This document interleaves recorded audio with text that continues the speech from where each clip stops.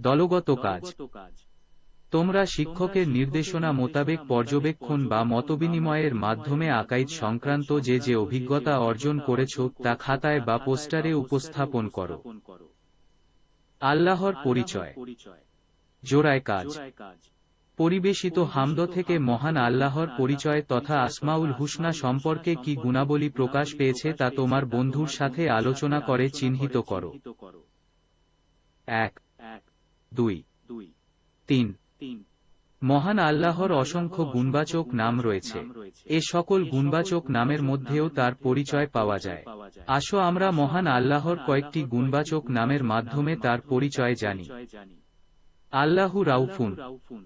রাউফুন অর্থ পরম স্নেহশীল, সদয়, অতীব দয়ালু, সমবেদনা প্রকাশকারী ইত্যাদি। আল্লাহু রাউফুন অর্থ আল্লাহ অতি দয়ালু, অত্যন্ত স্নেহশীল। এটি আল্লাহর একটি গুণবাচক নাম। আল্লাহর এ নামটি আর রাহমান ও আর রাহিম নামের সাথে সামঞ্জস্যপূর্ণ। মানুষের প্রতি আল্লাহর অফুরন্ত দয়া ও মায়া রয়েছে। তিনি বলেন,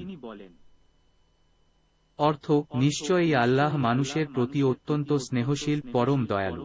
সূরা আল বাকারা আয়াত 143।